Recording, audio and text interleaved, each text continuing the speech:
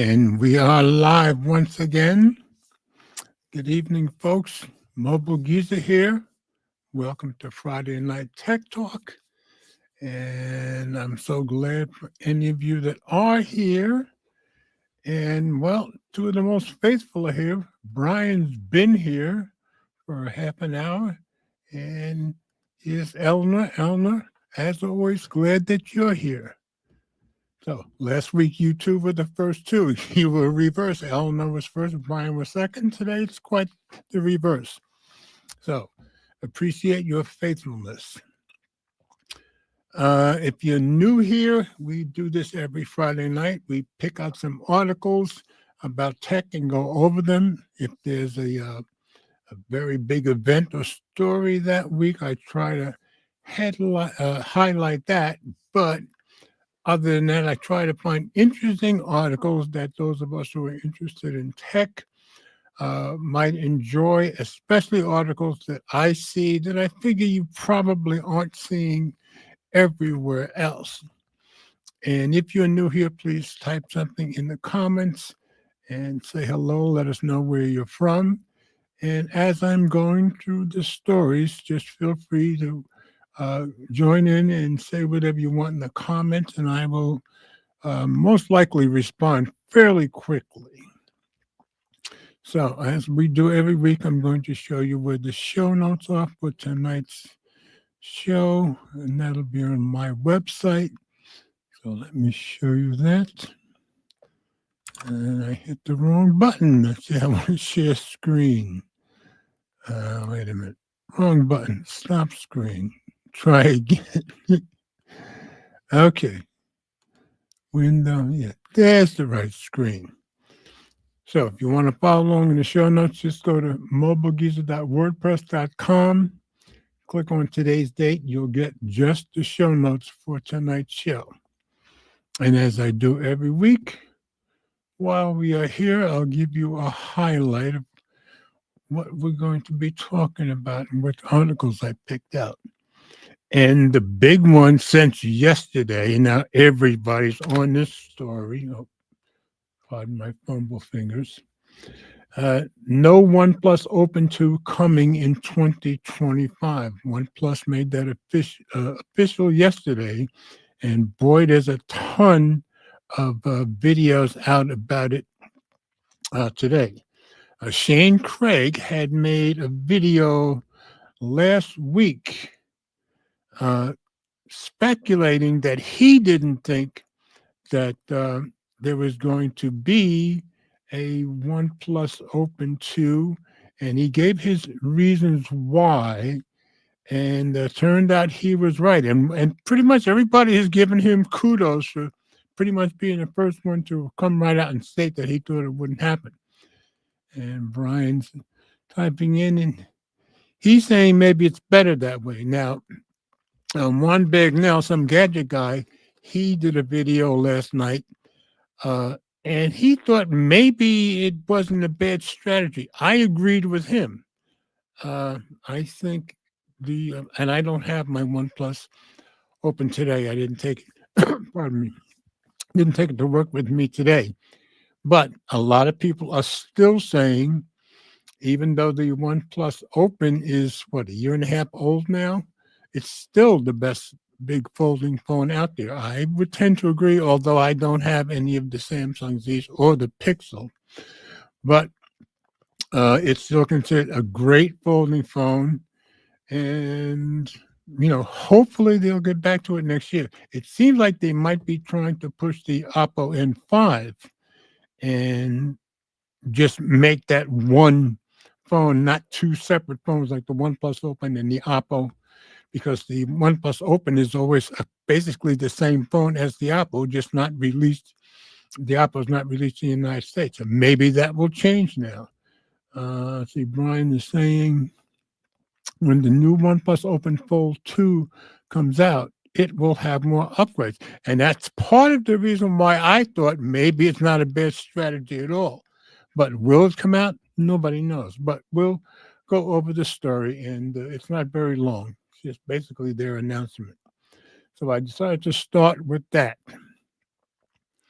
Oh, and like everybody else who has the OnePlus Open, I dearly love that phone. So I still use it as one of my weekly drivers every single week.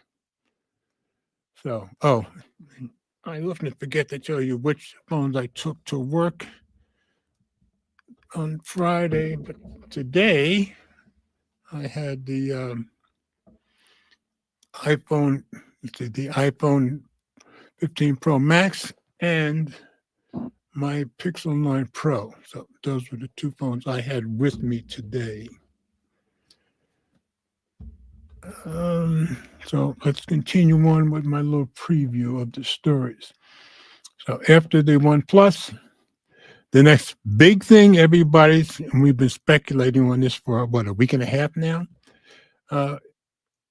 We're all thinking February 19th, a new Apple product, iPhone SE. I put question mark. We're all assuming that's going to be the new Apple product because Tim Cook put out a teaser about welcome to the family, and we're figuring it's either the SE or some kind of rebranded SE, maybe more than that.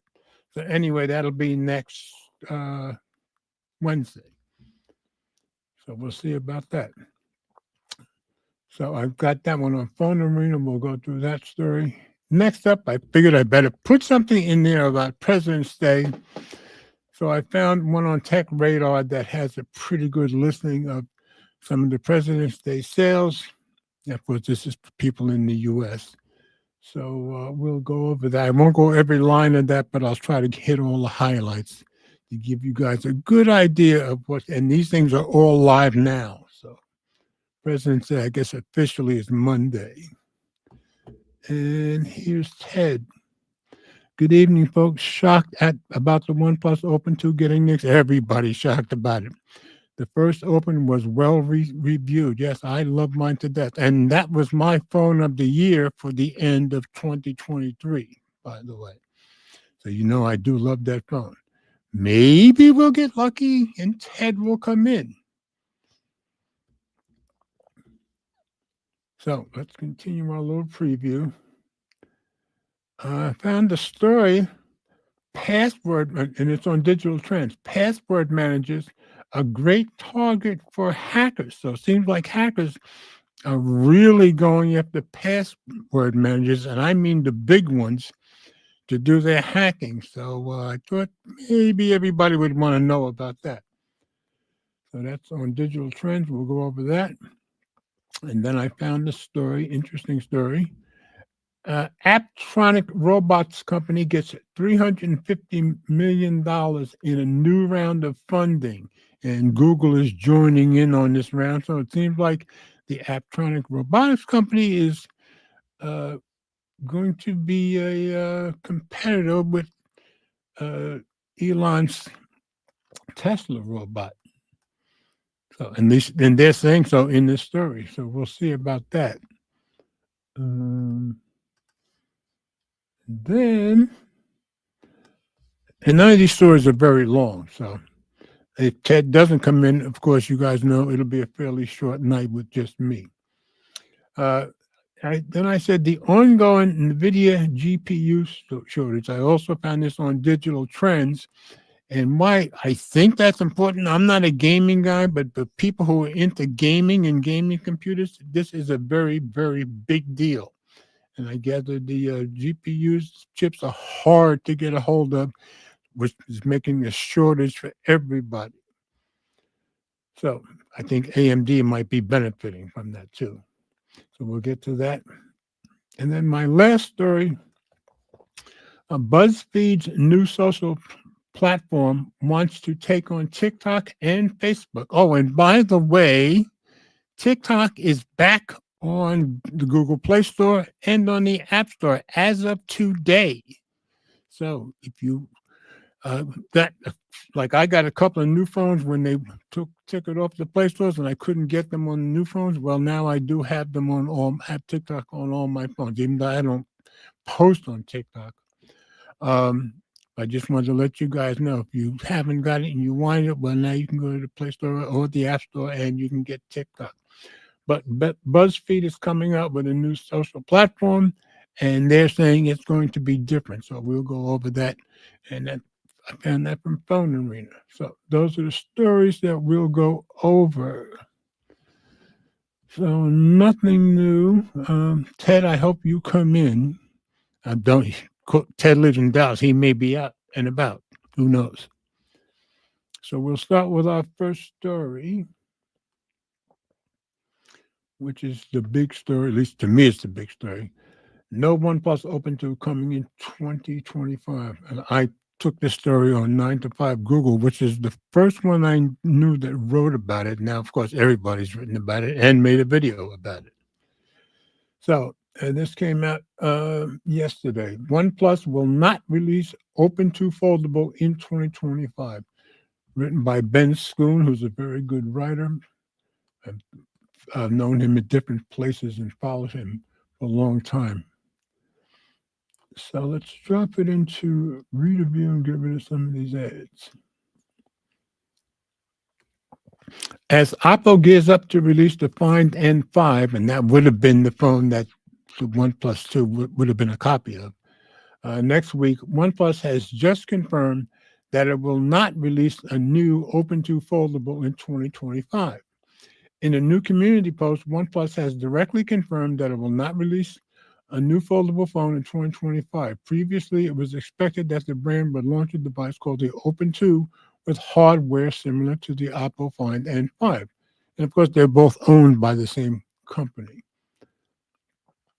OnePlus says that it has made the decision not to release a foldable this year, but it will not be exiting the foldable space entirely. So they seem to want to stress that they're not leaving foldables. The first OnePlus foldable was 2023's OnePlus Open, which was extremely well received, that's for sure. OnePlus explains, at OnePlus, our core strength and passion lie in setting new benchmarks and challenging the status quo across all product categories. With that in mind, we've carefully considered the timing and our next steps in foldable devices, and we have made the decision not to release a foldable this year. While this may come as a surprise, we believe this is the right approach for us at this time. There's speculation out there that this is because of President Trump's tariffs. Don't know if that's true, and they're certainly not saying it, but that's the speculation I've heard the most. As Oppo takes the lead in the foldable segment with the Find N5, we're committed to developing products that will redefine multiple categories and bring you experiences that are as innovative and exciting as ever, all while aligning closely with our never settle mantra. And Oppo has been pushing the N5 more than normal, and that's going to be released next week, next Thursday, on the 20th. And you've heard more about it in the U.S. than you ever heard about an Oppo phone in the past, and they have sent phones to review to some of the big YouTubers in America, which I don't think they've done much of that before. So some people are speculating that they're going to get rid of the OnePlus Open completely and just use the N5, and that'll be coming here and everywhere else. That's just speculation. That said, our decision to pause on foldable for this generation does not signify a departure from the category. Oppo's Find N5 demonstrates remarkable advancements in foldable technology, including the use of cutting-edge new materials and more sophisticated engineering. We remain committed to incorporating these breakthroughs into our future products. Meanwhile, Oppo Find N5 is set to debut on February 20th, next Thursday, and we will see a global release, and that's the key here. But it is not expected to come to the United States. So some people are thinking maybe it will, maybe it won't, but it hasn't before. So we'll see what happens. But that's the big shocking story for everybody, as Ted mentioned. So that's why I chose to lead with that story, and you're going to see it everywhere, and you'll see videos all over the place. So that's story number one. Nothing else new in the comments. We will continue on. February 19th. So also that's next Wednesday. New Apple product, iPhone SE. That's my questioning. We're going to Phone Arena and check out their article about it. Apple's, and this came out yesterday and was updated today. Apple's Tim Cook teases new member of the family. Is it the new iPhone SE? Nobody knows for sure. We're all just assuming. And that's by Joanna Romero, who writes a lot of articles for Phone Arena. So let's drop into Reader View. Get these ads out of the way. It's happening, folks. It seems like the impending launch for the highly anticipated iPhone SE4 is right around the corner. This stems from a recent post on X by Tim Cook himself, inviting us to meet the newest member of the family, that's how he worded it, on Wednesday, February 19th. It is not 100% clear that he is in fact referring to the iPhone SE4. However, that is the speculation so far. The post follows intense weeks of rumors, that's for sure, and leaks stating that we would be seeing an announcement for this launch very soon. A lot of us thought it was going to be this past Tuesday, including me, but we were wrong. While we were expecting this to happen yesterday, they were expecting it on the 12th. What was unveiled by Apple instead was the surprising launch of the Apple TV app on Android devices. Yeah, you saw that all over the place. A move that signaled Apple's intent to broaden its user base and explore new avenues for growth. Even with this development, the question of a new SE model launch remained, with some rumors adjusting the timeline, well, we had to a possible announcement next week instead. However, Tim Cook's post has also ignited a fresh wave of speculation on which product is actually launching. Is it the SE or is it something else? Adding fuel to the fire, Bloomberg's Mark Gurman, a reliable Apple insider, very reliable, suggested that Cook's wording, newest member of the family, could indicate a rebranding of the SE line, and that is possible. Mark Gurman suggests this launch may be an iPhone SE rebrand. That's from this. This is where he speculated on that on X. So, whatever the case, the combination of Cook's tease and Gurman's insight has created a palpable sense of excitement. Yeah, well, we've had that for weeks among Apple enthusiasts. The prospect of a rebranded iPhone SE has once again taken center stage. This new version of the iPhone SE is expected to say goodbye to the home button and finally upgrade to use Face ID instead. Also USB-C. That'd be the first for SEs also, I think. It's also expected to sport a more modern design and be capable of running Apple Intelligence, or as good as Apple Intelligence has been so far, which is not very good. It also should be noted that aside from the usual iPhone 17 family, the iPhone SE4 is not the only phone that Apple is expected to drop this year. The ultra-thin iPhone 17 Air, as it has been unofficially named, is rumored to be the thinnest phone ever made and include Apple's in-house silicon. It is also expected to be quite the stunner, featuring the A19 chip and a single-lens camera system. However, this particular model is not expected until later this year, possibly as a stand-in for the iPhone 17 Plus. As we await more details from Apple on that, when I read that earlier, I thought that was wrong. It should say, as we await more details from Apple on what this launch brings, we will continue to speculate, as we are all very curious at this point. A new SE with updated features and a fresh design could be a game changer, but a brand new Apple product we have yet to see or heard of is even more enticing. We shall find out soon.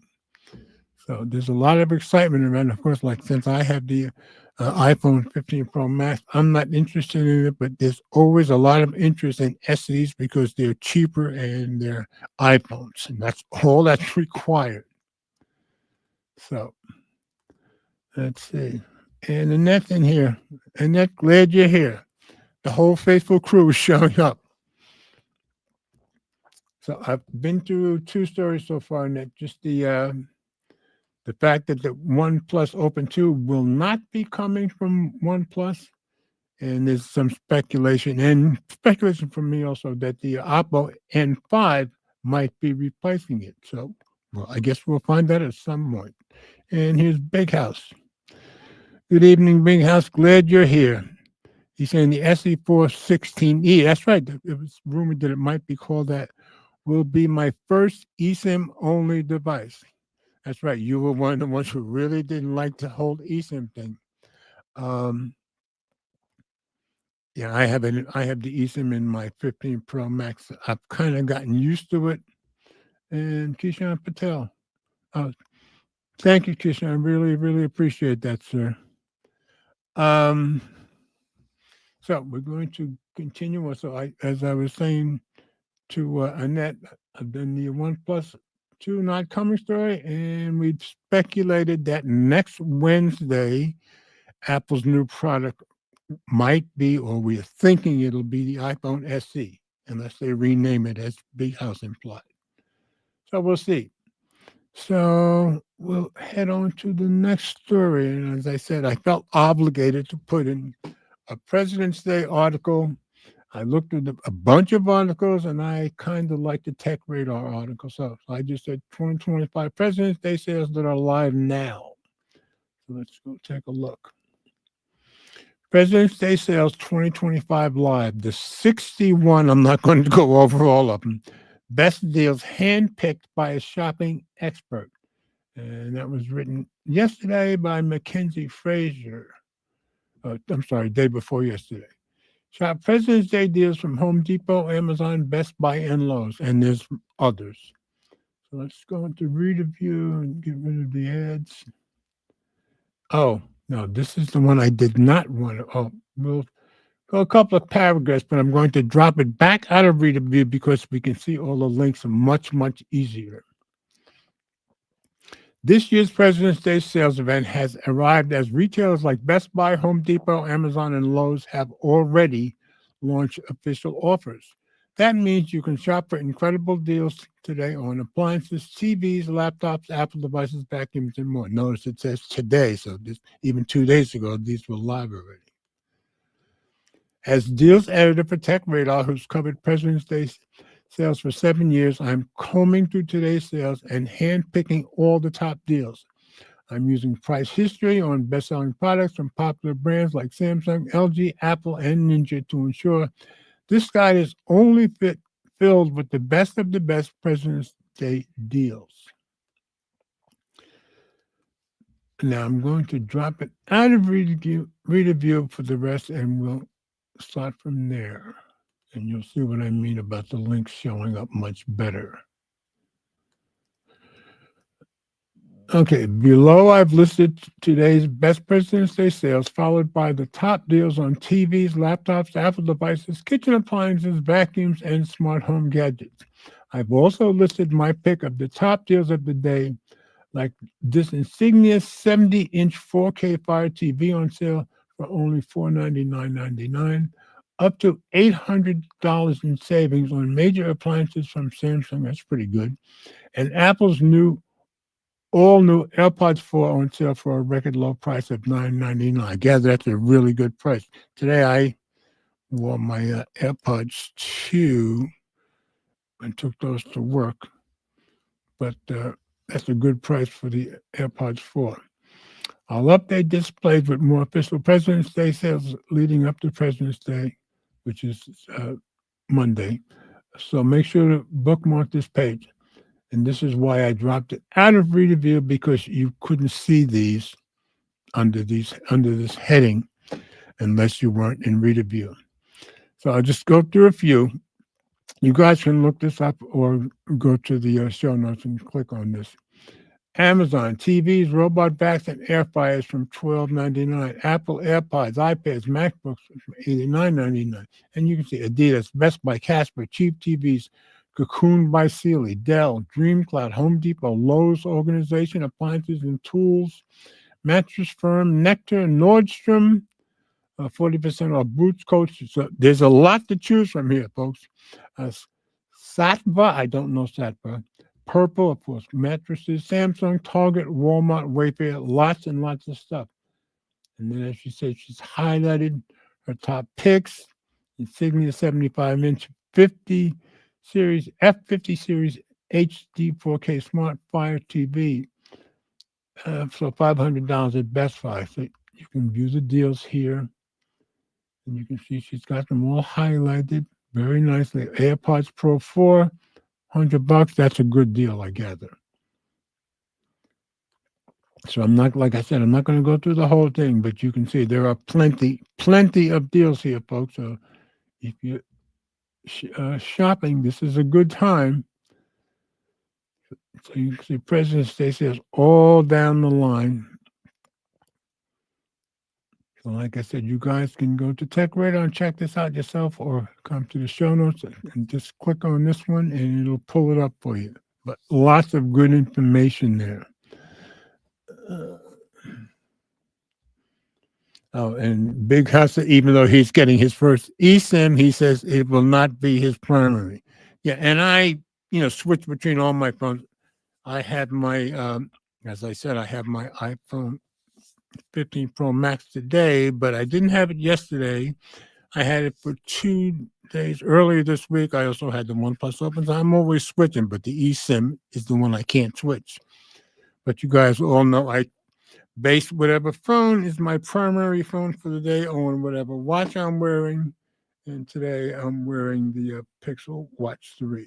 So that's why the Pixel 9 Pro is my main phone today. And the iPhone was my backup. Okay. So if you guys are excited about those President's Day sales, go check those out. All right. On to the next story. And if Ted's not coming in, it's probably going to be a quick night. This one I thought was kind of an important story, and you're probably not going to see it everywhere. Password managers are a great target for hackers. I found this on Digital Trends. Good info here, folks, and you probably need to know about this. This came out day before yesterday. Password managers are the new target for hackers. I had no idea. Published 2 days ago by Fiona Agamut. So let me drop it into ReaderView. Now I can go back to using ReaderView like I'm used to. And her last name, Agamua, I guess. Sorry if I butchered it. Okay. Yeah, this one is kind of an important story, I think. Password managers are one of the most effective ways internet users keep their online lives in order. Many popular services include many popular services. So these are some of the ones they're going after. 1Password, LastPass, and NordPass. So those are biggies, which can be used for storing and generating passwords and recalling login credentials.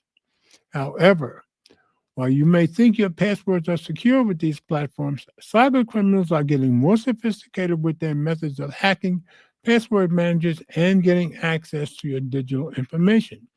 A recent report by cybersecurity firm Pika Security indicates cyber attacks on password managers, get this, were 3 times more likely to occur in 2024 than in the year prior. So they're really honing in on these password managers. The research detailed in the firm's Red Report 2025 also noted that of the 1 million malware variants studied, get this, 25% of them targeted password managers, that's a lot, or some method of other password storage, such as web browsers that allow for saving login credentials. For the first time ever, stealing credentials from password stores is in the top 10 techniques listed in the Mitra, I think, attack framework. Pika Security said in the press release.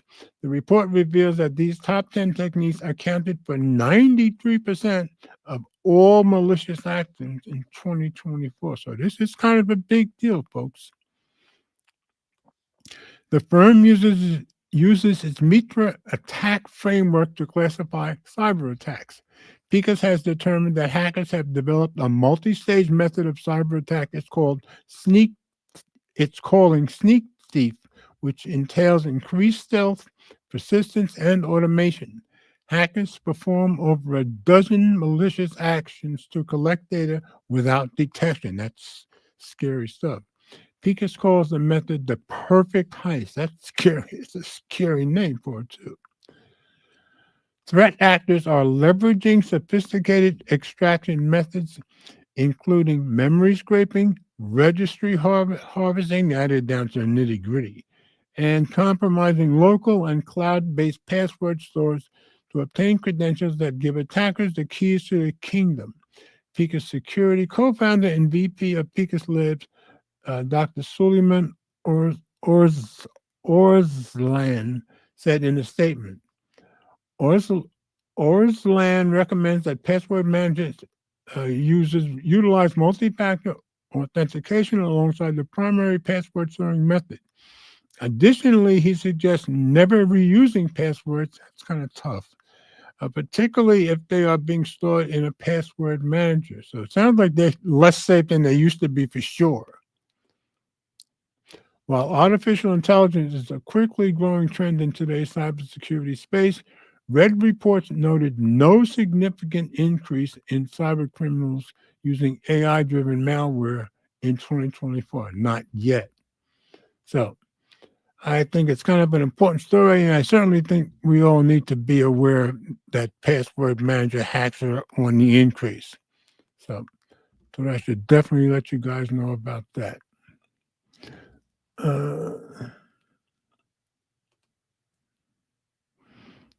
Yeah, none of us are crazy about the big house. All right, on to the next story. I just found this one interesting because they're competing with Tesla's robots. Apptronik Robotics Company gets $350 million in a new round of funding. I found it on CNBC, so let's go check it out. Google joins $350 million funding round for humanoid robotics company Apptronik. This is from yesterday, written by, okay, another one's going to be hard for me. I'll tell you her name when I put it in reader view because it's easier to read there. So let's drop it into reader view. Okay, written by Leah Neelakandan. Not bad, George. Okay. And this is, I guess, the CEO, Jeff Cardenas. I think that's him there, I guess. So, Tesla Robotics development rival Apptronik announced a $350 million Series A funding round Thursday morning to scale the production of artificial intelligence-powered humanoid robots. The funding round was co-led by B Capital and Capital Factory and included backing from Google. CEO Jeff Cardenas said in an exclusive Squawk Box interview Thursday. Yeah, so I gather that pictures from that interview. Apptronik, a Texas-based robotics developer founded in 2016, previously raised $28 million and is currently working on deploying what the company calls a groundbreaking humanoid robot designed for industrial work named Apollo. Jeff Cardenas, Apptronik Apollo, and Yemi AD Apptronik Apollo and Yemi AD at the featured session Robotic Renaissance, the dawn of humanoid innovation as part of SXSW 2024 conference and festivals held at the Hilton Hotel in Austin, Texas on March 14, 2024. So that's almost a year ago. What's happening in robotics is robots with the power of AI are becoming much more versatile, Cardenas said. Now we're getting these robots out into the world in a pretty big way and scaling them up and going from industry and into the home of the future, Cardenas added. The new funding will allow the company to scale its robot development to potentially address applications such as manufacturing and healthcare. These robots will be trained separately from humans on repetitive tasks, Cardenas said, before they begin integrating into human life. Apptronik has partnered with NASA and NVIDIA as it works on iterations of robots that rival those of Elon Musk's Tesla Optimus. The company has developed 15 robotic systems, including NASA's humanoid robot Valkyrie. The target price is for these robots to be less than the price of a car. So we've been working over the years. We're on our 9th iteration of human robot, Cardenas said. These robots are going to get much more affordable over time. Yeah, and Elon has been saying that all along also. The company is also working with Google DeepMind to work on developing the AI driving the robotics technology. The Tesla bot humanoid robot of Tesla Optimus is displayed. Okay, that's another image that would be there if we weren't in reader view. So Tesla has also moved into the fast evolving humanoid robots industry, which we all saw at Elon's event a few months ago. With the Tesla Optimus robot, according to Goldman Sachs, the global market for humanoid robots could reach $38 billion by 2035. I think we're right there in the race, Cardenas said. I think what this round represents is that our investors are really backing us and think that we have a real shot at winning this race. So look at Elon and Tesla, I guess. I just thought it was an interesting story as we see these humanoid robots being developed more and more. So let's see. Big House says, great info, Jules. I didn't know, and I use password managers. Yeah, I thought it was very important for me to get that one out because I'm sure some of you guys use them. So glad I got it out there. Thanks, Big House. Okay. 2 more stories left. Like I said, none of the stories are long tonight. This might be the longest one. The ongoing NVIDIA GPU shortage. And of course, gamers, NVIDIA chips are a big deal, especially the gamers. And of course, they're a big deal to AI too. So, but these gaming chips, real shortage. We'll go into that on Digital Trends. And this one also came out yesterday. Market analyst confirms my worst fears about NVIDIA GPUs by Monica J. White. And let's drop into reader view.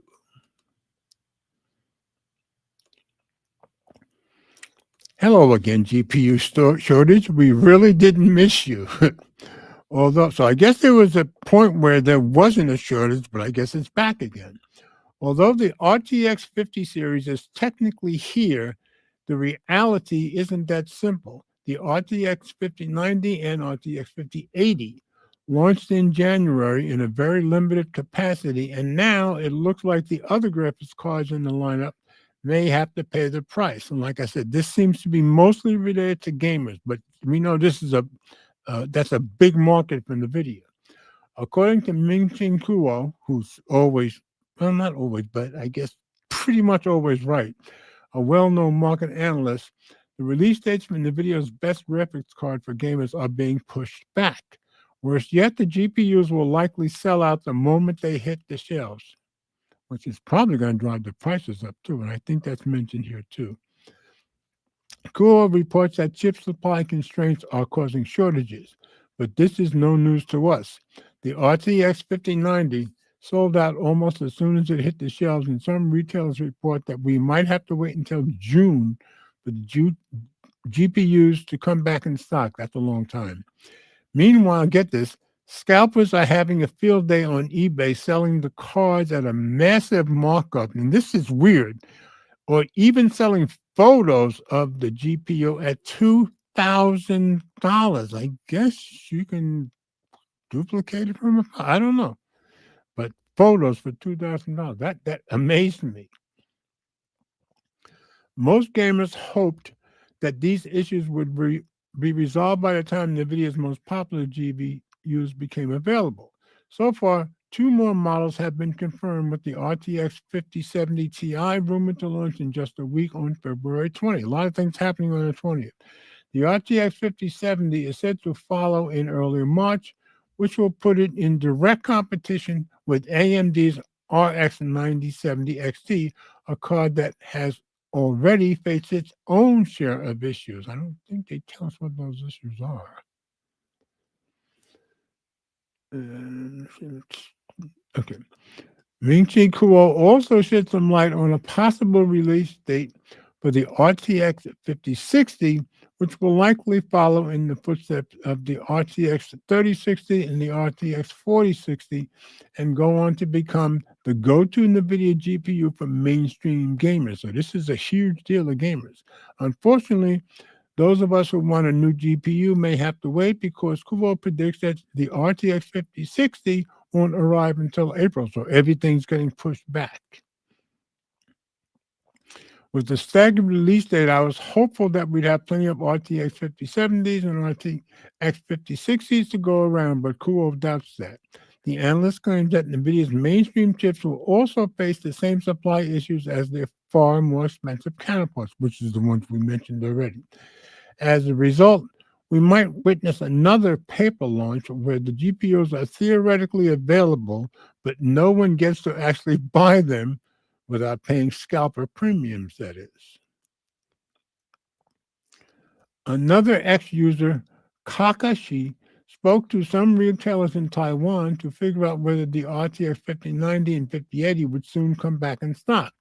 The news is grim here too, with Kakashi saying none of them have an estimate for the next batch of the 5090, and it could take weeks or even months. It's starting to feel like the RTX 30 series all over again. So obviously that's happened before. And I can't say that I'm happy about it, but although this is bad news for NVIDIA fans, AMD may be able to benefit. If NVIDIA's GPUs are nowhere to be found, more people are likely to give the RX 9070 XT a try, which is AMD's. And if priced correctly, it could turn out to be an excellent GPU. We should find out more in the next couple of weeks. So for all you serious gamers out there, just a heads up. Let's see. Brian said, yeah, the only way to get the SIM card off you physically is get the SIM card off you physically. Good luck to them. Okay. And that. Okay. I've got one more story. BuzzFeed's new social platform wants to take on TikTok and Facebook. And for those of you who missed it, TikTok is back on the Google Play Store and the App Store. And I downloaded it on my newest phones today or last night. Today, I think. And so it's there for everybody that wants to get back on TikTok, especially if you had a new phone that didn't have it as yet. Okay. This is on Phone Arena. This new social platform is set to end doom scrolling and take down Facebook and TikTok. And that's by Sveta Ermankova, who writes a lot of their stories. And this was from 2 days ago. Into reader view we go. There's no shortage of social media platforms these days, and it's fair to say they've all played a role in keeping us glued to our screens. I'm sure that's true. By now, one of the companies that contributed to that trend wants to change how we engage online. BuzzFeed is gearing up to launch a new social platform. I don't think they tell us the name either, with a focus on fun, creativity, and positivity. According to co-founder and CEO Jonah Peretti, the goal is to move away from the addictive, AI-driven algorithm that dominates social media today. Good luck with that. Instead of keeping users endlessly scrolling, BuzzFeed's platform aims to use AI in a way that actually gives people more control over their online experience. For years, major social platforms have abandoned their responsibility to con- to content and culture instead of handing over control to deep learning algorithms that optimize for one thing: engagement at all costs. Well, that's what it's all about, right? The result is a digital world dominated by what I call snarf, content that thrives on stakes, novelty, anger, retention, and fear. Snarf, okay. That's from Jonah Petty, founder of BuzzFeed and CEO. So BuzzFeed's new platform aims to be an escape from the algorithm-driven doom scrolling we're all too familiar with. Instead of AI curated feeds, it promises quirky, weird, I guess they want weird, and genuinely joyful content. That would be nice. Designed to bring fun back to the internet. The idea is to showcase the best of the web through human curation, offering an alternative to the AI generated noise that floods most social media platforms. Moreover, Peretti sheds light on why the company is stepping into the social media space.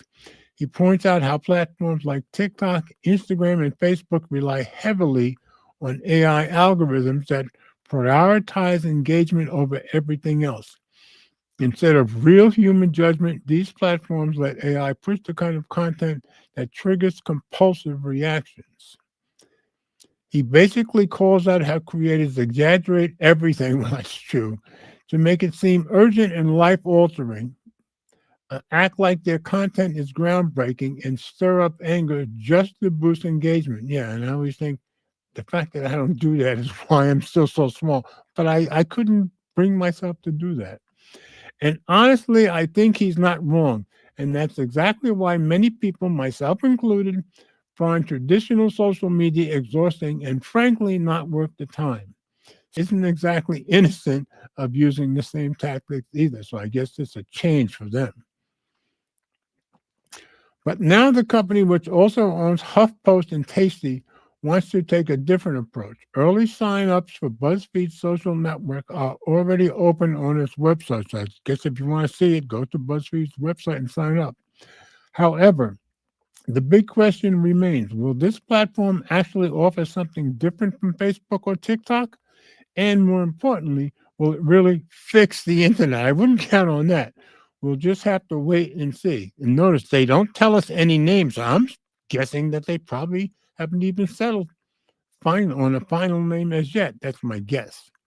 Anyway, if you want to go to BuzzFeed website and sign up, you can do that. But just thought it was an interesting story, and be interesting to see when they come out with it. Will it really be different than the other platforms? So I guess we'll see. And that is my last story, folks. And as I forget half the time or more than half the time, this is the section where we try to have open discussions. So if any of you guys want to say anything in the comments before I get out of here, this is the time to do it. But as always, I'm very, very grateful for all of you that stopped by.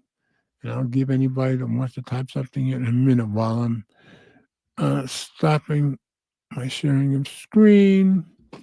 And as always, I'm so grateful for all of you who come in here and are faithful enough to follow me every week. And, if you can't every week, that's fine.